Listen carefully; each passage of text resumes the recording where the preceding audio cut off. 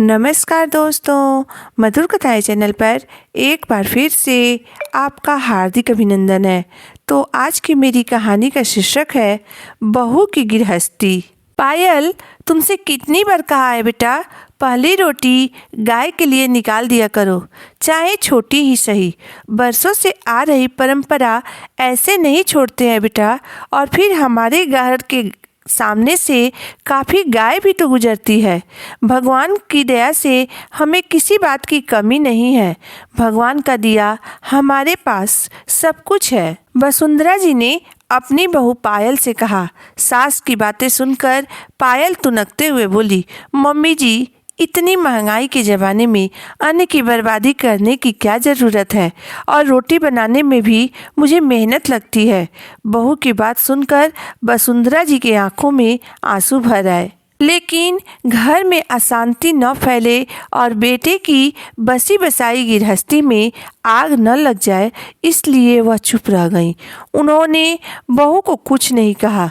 वसुंधरा जी चाहती थी कि जिस तरह उन्होंने अपनी गृहस्थी अपने हिसाब से चलाई थी, उसी तरह बहू को भी अपनी गृहस्थी अपने हिसाब से चलाने देना चाहिए। इसलिए वसुंधरा जी रसोई में ज़्यादा ताक झांक नहीं करती थी, या फिर रसोई के मामलों में ज़्यादा दखल अंदाजी नहीं करती थी। लेकिन इतने सालों का नियम छोड़ना उन्हें सही नहीं लगता था।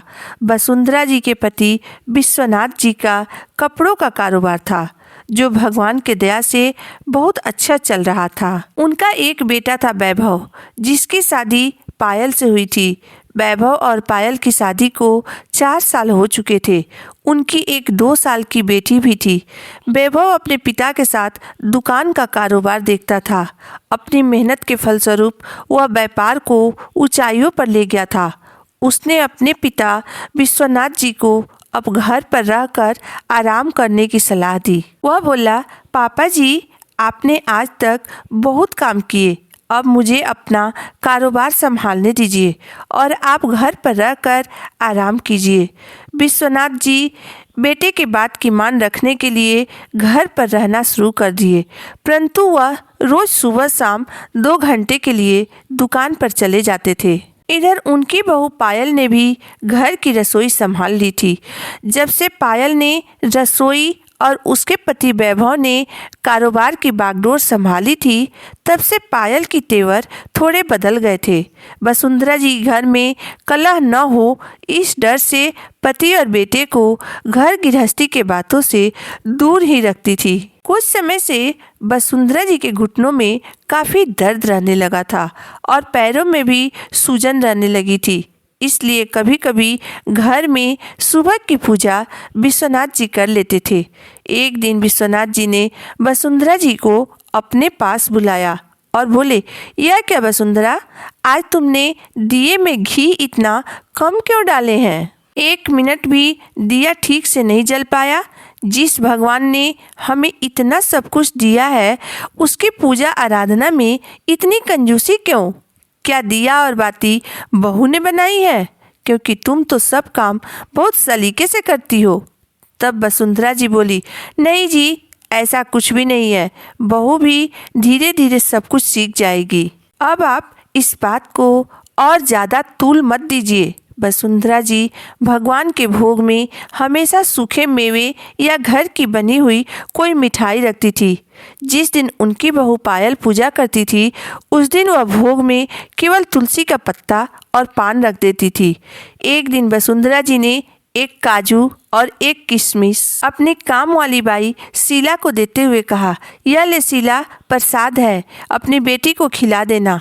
तभी उनकी बहू पायल ने सास को काम वाली बाई को ड्राई फ्रूट्स देते हुए देख लिया। उसने तुरंत आकर वसुंधरा जी से कहा, यह क्या मम्मी जी, काम वाली को ड्राई फ्रूट्स देने की क्या ज़रूरत थी? अगर आप ऐसे ही ड्राई फ्रूट्स बांटने लगेंगी तो महीने भर का ड्राई फ्रूट्स केवल 10 दिन में ही ख़त्म हो जाएगा। बहू की बात सुनकर वसुंधरा जी यह सोचकर चुप रह गईं कि कहीं बात का बतंगड़ न बन जाए, परंतु उन्हें बहू की बात का बुरा तो बहुत लगा।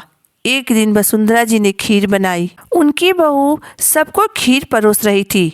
वहीं उनकी काम वाली बाई शीला की बेटी खड़ी होकर खीर को ललचाई हुई निगाहों से देख रही थी। परंतु उनकी बहू पायल ने काम वाली बाई के लिए रोटी और अचार अलग से निकाल कर रख दी थी।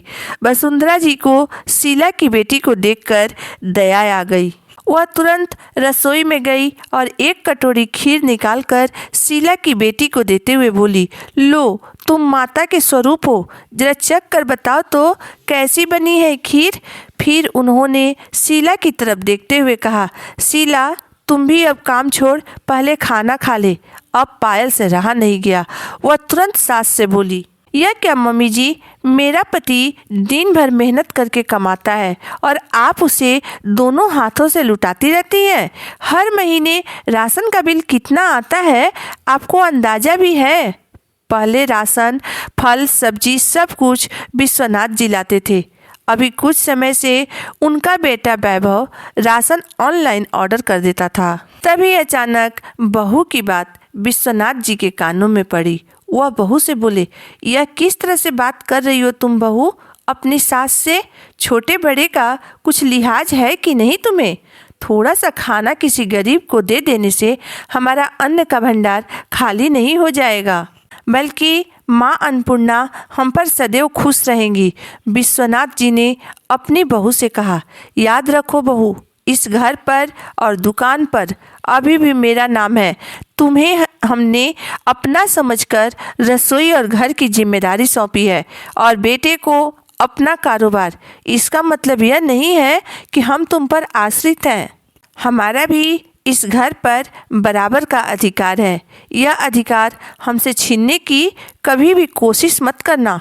तुम जब चाहे बाजार से पिज्ज़ा, बर्गर ऑर्डर कर देती हो, 5,000 से नीचे का पर्स इस्तेमाल नहीं करती हो, और तो और ब्यूटी पार्लर में भी हज़ारों रुपए हर महीने तुम उड़ा देती हो। हमने तुम्हें कभी नहीं रोका और ना ही पैसे बर्बाद करने का ताना दिया। आज तुमने छोटी छोटी चीज़ों के लिए अपनी माँ सम्मान सास को रोककर सही नहीं किया बहू। मुझे तुमसे यह उम्मीद नहीं थी।